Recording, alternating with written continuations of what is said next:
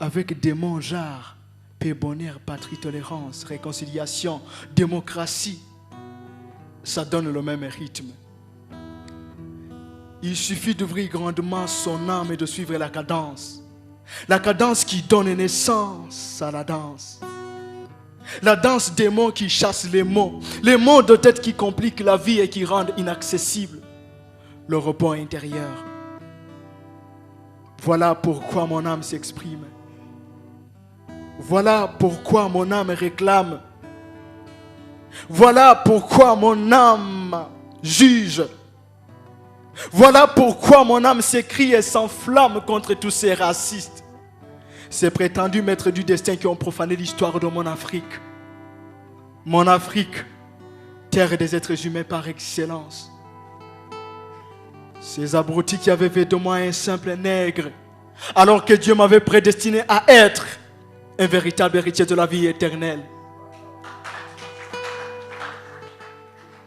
Je m'exprime sans crainte ni hésitation. Je m'adresse à tous ceux à qui on a inculqué la peur, le complexe d'infériorité et la médiocrité. Car je sais que pour eux, le monde est devenu enfer. La terre est devenue maudite. Et l'Afrique, terre sans avenir. Selon Aimé Césaire, aucune race n'a le monopole de la beauté, de l'intelligence, de la force.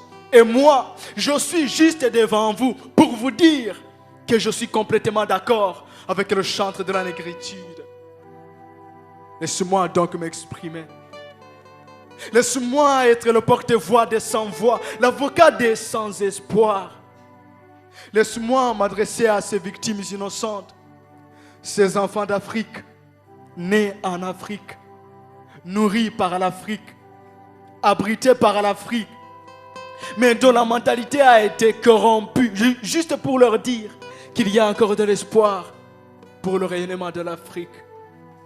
Laisse-moi monter sur l'estrade. Laisse-moi prendre le devant de la scène sans peur, sans gêne, sans peine. Laisse-moi prendre le micro et leur lancer quelques phrases, juste pour leur dire que les maîtres, ce sont eux.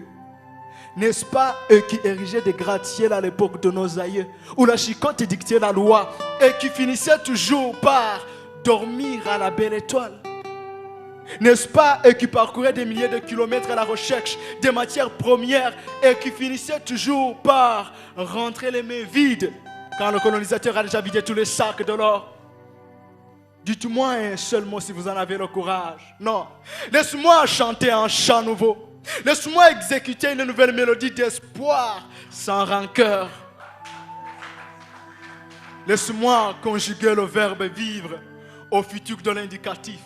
Je marque des points et j'ouvre les guillemets. Nous vivrons. Je ne les ferme même pas. Je préfère mettre les points de suspension. Car des expressions genre joie de vivre, droit à la vie, avoir du sang dans les veines, se projeter dans l'avenir, toutes ces expressions n'ont pas encore perdu leur sens. Alors, laisse-moi m'exprimer.